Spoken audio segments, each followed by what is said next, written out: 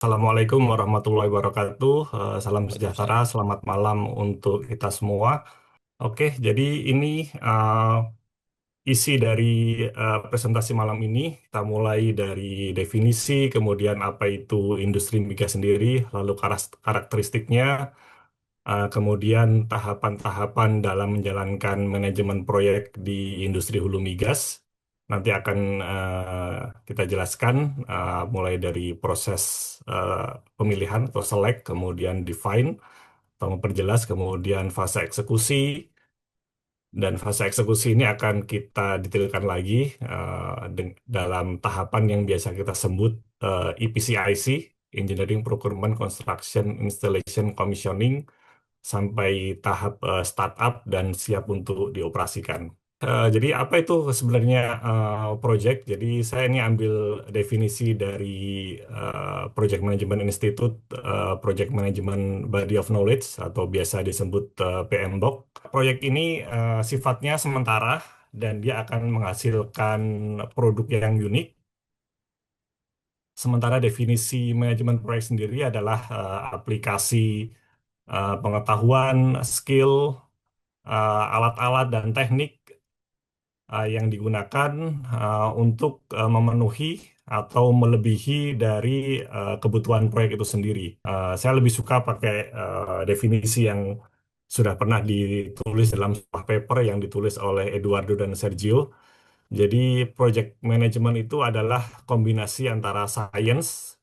Science di sini maksudnya adalah dia mengikuti eh, proses-proses yang sistematis dan juga seni. Ya, seni ini kita memerlukan kreativitas untuk mengubah ide menjadi realita. Dan dari pengalaman saya, mungkin faktor seni ini lebih dominan. Jadi seni bagaimana kita mengatur, mempengaruhi, kemudian ya memimpin sebuah tim untuk mencapai sebuah project goal ini yang lebih challenging ya. Apa yang kita sebut sebagai Project Management Knowledge Area ini berdasarkan PMBOK edisi ke-6 karena proyek di industri hulu migas ini bisa dibilang proyek yang sifatnya lebih tradisional ya. Dia mengikuti kalau dalam bahasa eh, PMI itu waterfall atau dia proyek yang sifatnya sekuensial ya, ada urut-urutannya, bukan seperti proyek IT yang sekarang kita kenal dengan metode agile ya. Jadi di sini ada beberapa uh, project management knowledge area, mulai dari integration, scope, schedule, cost, quality, resource, communication, risk, procurement, stakeholder. Tapi dalam presentasi ini mungkin saya hanya membatasi lebih ke manajemen ruang lingkup atau scope management ya, karena kalau kita bahas semua ya pastinya tidak cukup waktunya. Mungkin kita sedikit mencoba mengenal industri migas secara keseluruhan. Jadi secara umum industri migas itu terbagi menjadi tiga bagian, mulai dari upstream atau hulu, kemudian midstream atau aliran tengah ya kalau diterjemahkan, dan downstream atau hilir. Tapi biasanya kalau midstream ini tidak terlalu populer di kalangan awam, jadi midstream ini dianggap bagian dari downstream ya. Kita mulai dari upstream atau hulu itu fokusnya ke eksplorasi dan produksi. Kalau dalam bahasa Malaysia itu cari gali. Jadi dia fokusnya mencari dan mengambil minyak mentah dan gas alam dari reservoir bawah tanah. Setelah diambil kemudian masuk ke industri tengah. Ini fokusnya ke transportasi dan penyimpanan. Di sini hasil minyak mentah dan gas alam ini akan diangkut, kemudian disimpan, termasuk pemasaran dari produk mentah ya. Produk mentah ini dalam hal ini minyak mentah dan gas alam sebelum diolah oleh industri hilir. Kemudian oleh industri hilir, dia akan diolah lebih lanjut. Minyak mentah ini masuk ke kilang, dia nanti menjadi bermacam-macam produk, mulai dari LPG yang paling ringan sampai aspal yang paling berat. Kemudian gas juga akan diolah. eh, Dia pada umumnya dia digunakan sebagai bahan bakar pembangkit listrik, tapi dia juga sebagai bahan dasar industri petrokimia seperti amonia yang nanti akan diolah menjadi pupuk urea. Tapi di sini kalau kita lihat di panah yang bawah ini, jadi di industri hilir ini dia juga berfungsi sebagai pengangkutan dan juga penyimpanan produk jadi eh, dari industri hilir ini ya. Jadi dia tidak terbatas pada pengangkutan dan penyimpanan eh, bahan mentah, tapi dia juga termasuk pengangkutan dan penyimpanan barang jadi ya atau barang setengah jadi. Kalau di Indonesia, di sisi hulu ini diatur oleh SKK Migas atau Satuan Kerja Khusus Industri Hulu Migas. Sementara yang di sisi hilir ini diatur oleh BPH Migas, ya, Badan Pengatur Kegiatan Usaha Hilir Minyak dan Gas Bumi. Oke, ini karakteristik proyek migas secara umum, yaitu mulai dari investasi yang sangat tinggi, sangat mahal. Jadi kalau yang pengembangan lapangan skala kecil mungkin dalam eh, puluhan juta dolar cukup, tapi kalau kita bicara lapangan-lapangan yang raksasa, mungkin kalau di Indonesia ini eh, contohnya adalah di BP Tangguh, kemudian yang sekarang jalan lagi Impact Masela, itu skalanya sudah mega proyek sampai di atas 1 miliar dolar, di atas 1 billion dolar. Kemudian yang pasti resikonya sangat tinggi, mulai dari resiko kebakaran, ledakan, sampai risiko kerugian, kemudian sifat industri yang strategis dari sisi geopolitis dan militer. Kemudian industri ini melibatkan banyak disiplin, mulai dari disiplin intinya seperti perminyakan, geologi, geofisika, sampai mungkin ilmu-ilmu sosial. Ini juga hampir semua terlibat, mulai dari hukum, kemudian humas, psikologi itu ada eh, ada ilmu-ilmu khusus yang terkait dengan industri migas dan juga pastinya banyak antarmuka dengan berbagai pihak karena ini industri yang sangat strategis. Kemudian tantangan yang dihadapi oleh industri migas secara umum ini karena dia risikonya tinggi, jadi industri ini diatur dengan aturan-aturan yang sangat ketat, terutama di sisi keselamatan. Kemudian karena dia juga banyak risiko besar ke lingkungan. Mungkin kita juga masih ingat dulu di Indonesia ini pernah ada kebocoran eh, pipa minyak di Balikpapan yang menimbulkan polusi sangat besar. Kalau yang di internasional kita mungkin masih ingat tragedi BP Macondo yang di Teluk Meksiko tahun 2010 yang sampai jutaan barel tumpah ke Laut Teluk Meksiko. Kemudian dari sisi investasi, risiko yang dihadapi adalah fluktuasi pasar.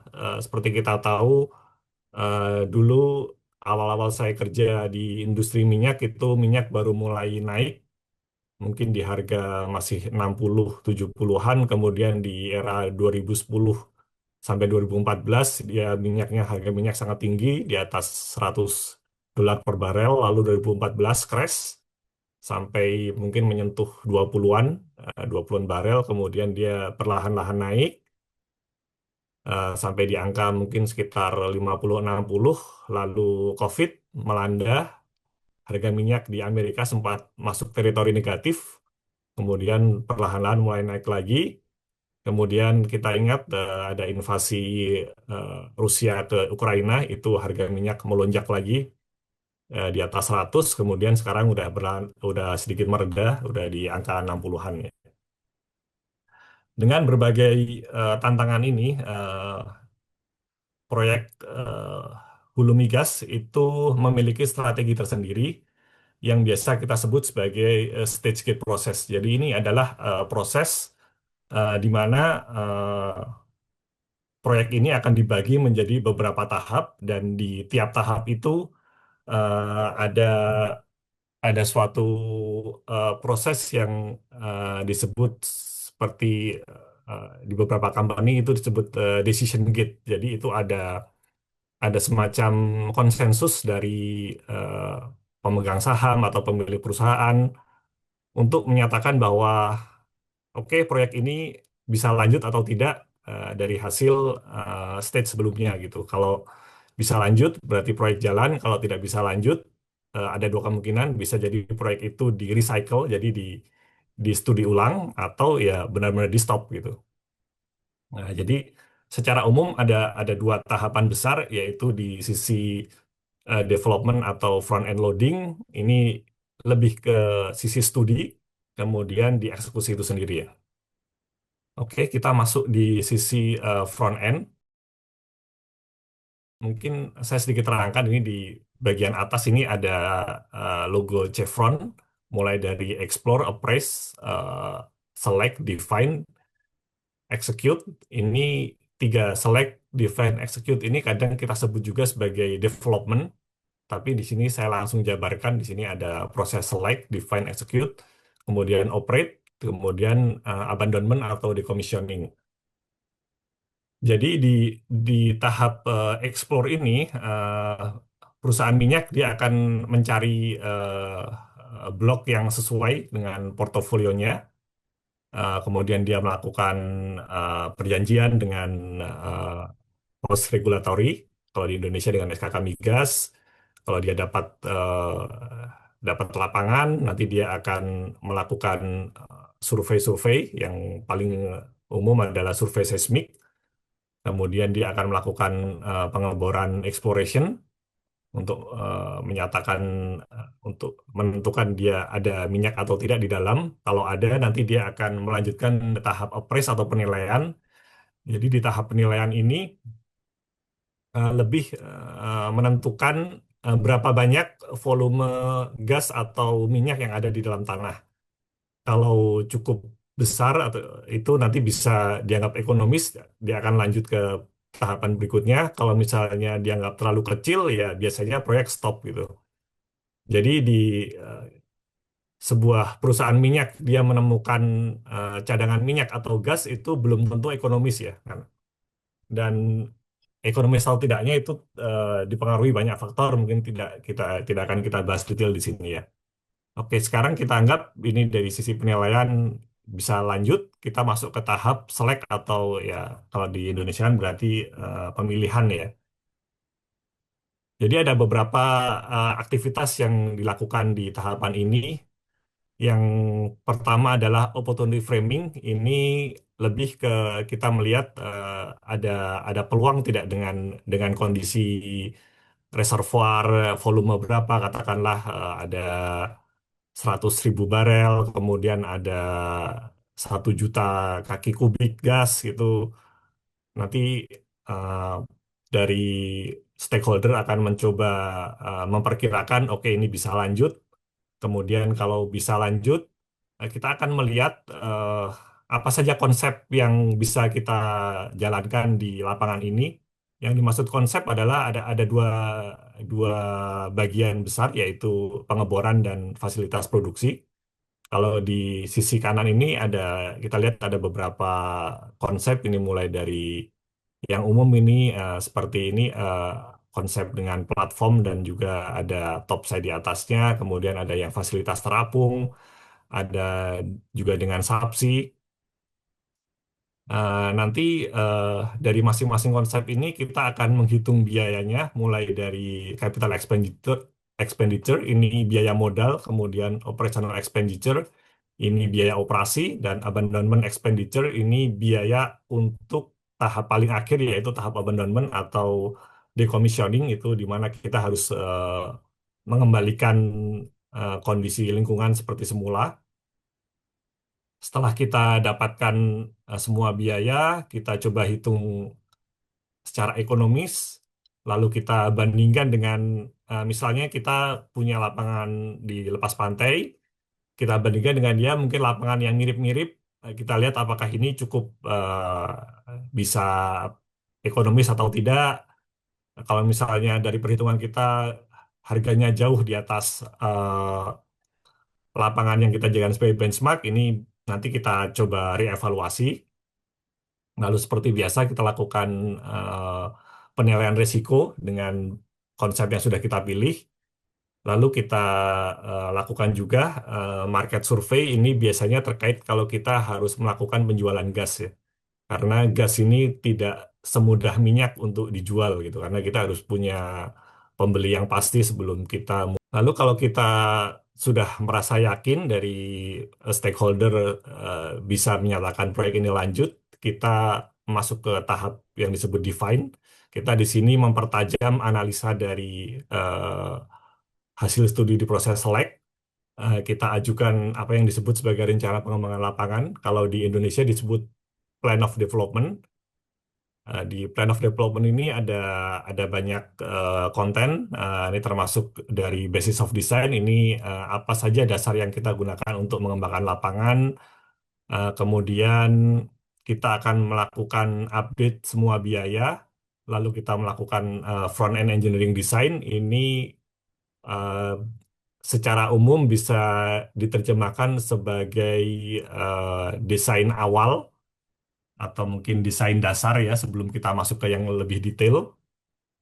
Lalu kita update semua mulai dari analisis analisa ekonomi, kemudian penilaian risiko, lalu kita melakukan uh, studi terkait contracting strategi. Jadi strategi kontrak ini adalah uh, siapa mengerjakan apa. Jadi karena sifat uh, proyek industri migas ini uh, nilainya besar, biasanya kita pecah menjadi beberapa paket. Nah, ini kita tiap-tiap paket ini harus kita pilih ini siapa kira-kira kontraktor yang mumpuni yang bisa mengerjakan paket ini.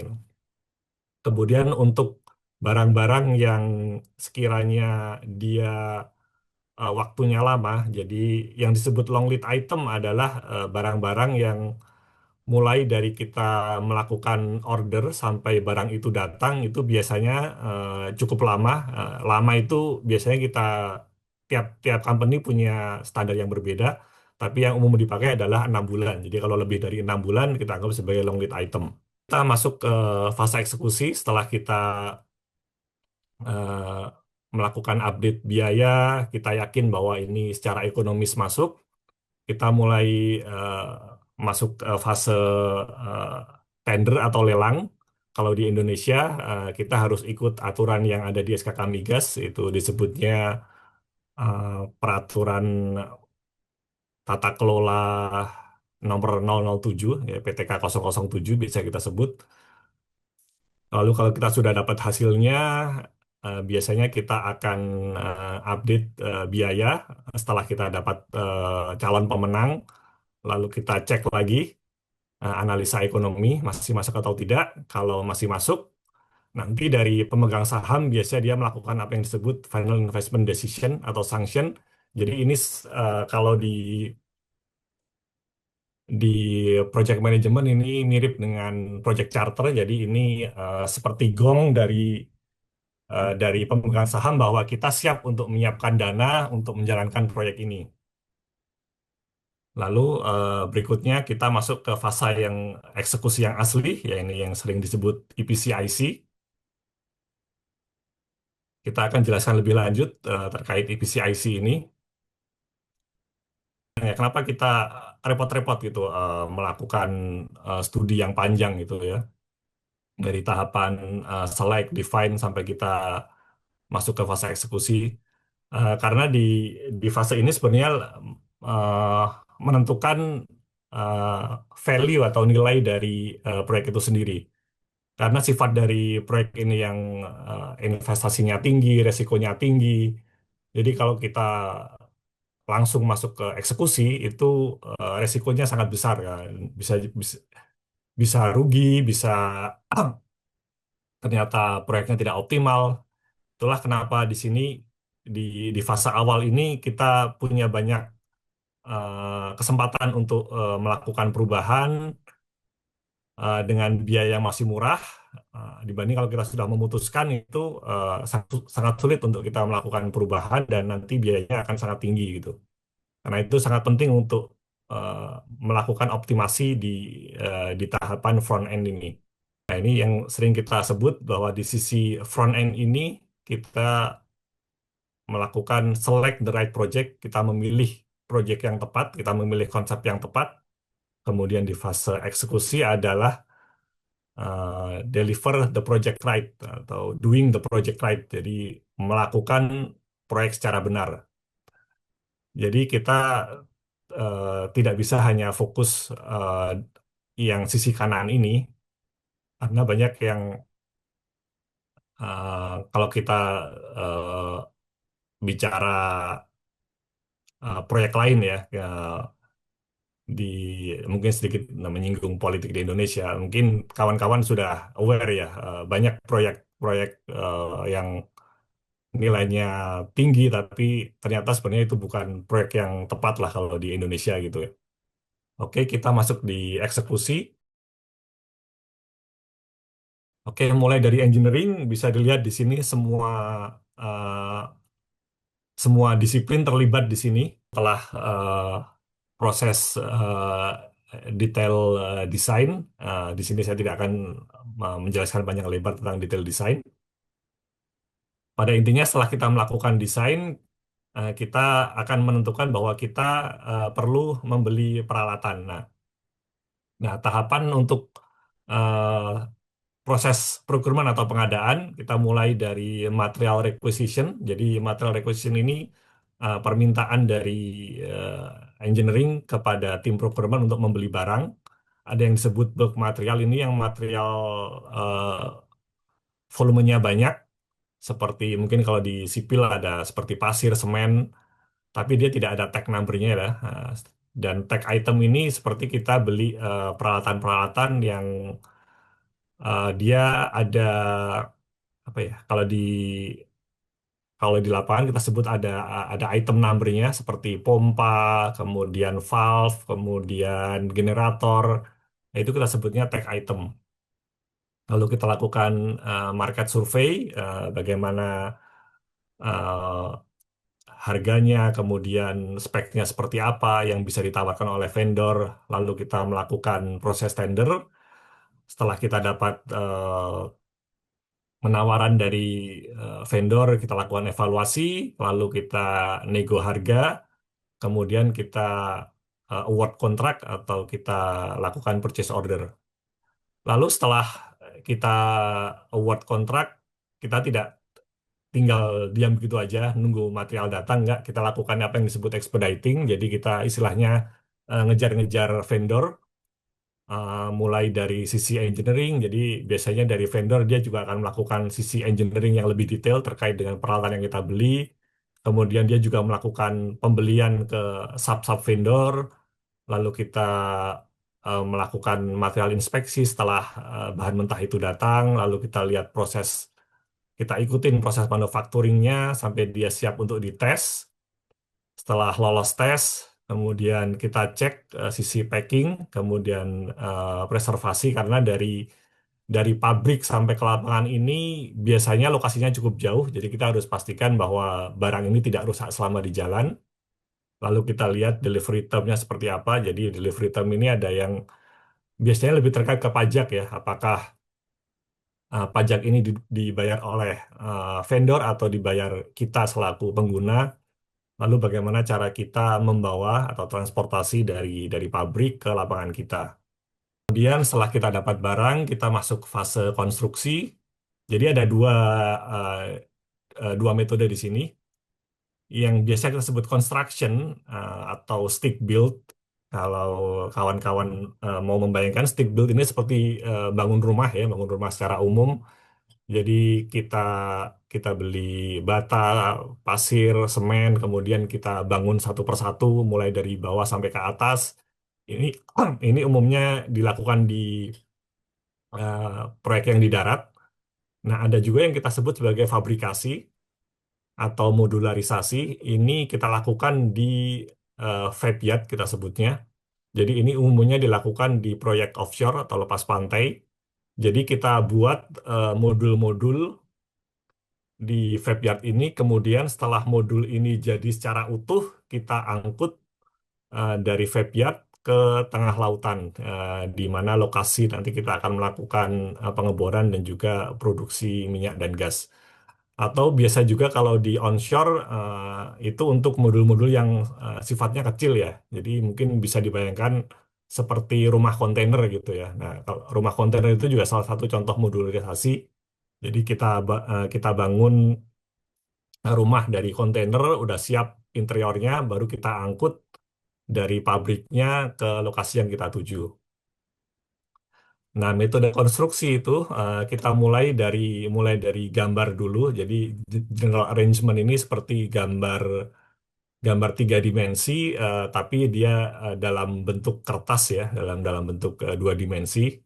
Mulai dari ada sisi samping, eh, depan, atau dari atas, plot plan atau dari 3 dimensinya. Lalu plot plan di lapangannya, jadi ini layout peralatan apa diletakkan di mana. Dan kalau sekarang kita sudah melakukan 3D model, ini jauh lebih canggih lagi. Ini di Indonesia mungkin udah mulai di tahun 2010, eh ya tahun 2000, sorry. Kemudian shop drawing ini bagaimana kita membuat, kalau kawan-kawan lihat mungkin di anjungan lepas pantai kan bentuknya sangat kompleks. Itu sebenarnya dimulai dari eh, bahan-bahan yang bentuknya plat, ada yang bentuk plat, ada yang bentuk tubular, ada yang bentuknya H atau I shape. Nah, itu nanti shop drawing ini adalah bagaimana kita memotong-motong dari plat itu sampai bisa menjadi sebuah bentuk platform. Nah, itu setelah kita potong, lalu kita ada bagaimana rencana pengelasannya, kemudian bagaimana pengangkatannya. Setelah kita las, itu bagaimana memastikan kualitas pekerjaan itu ada di bagian QA/QC. Lalu setelah kita lakukan pengetesan kualitas, kita memastikan bahwa peralatan ini siap atau selesai. Itu kita sebut tahapan mechanical completion. Lalu untuk biasanya untuk peralatan electrical dan instrumentasi dan juga mechanical, kita ada pre-commissioning. Ini seperti memastikan bahwa peralatan ini bisa dites dan siap untuk dioperasikan nanti di lepas pantai untuk menerima hidrokarbon gitu. Di tahapan transportation and installation ini umumnya di offshore, walaupun di onshore juga kadang ada juga yang menggunakan metode ini. Kita mulai dari pemilihan kapal, ini tergantung dari yang utama adalah seberapa berat platform atau modul yang akan kita angkut. Kemudian load out ini adalah metode bagaimana memindahkan platform atau modul dari darat ke kapal.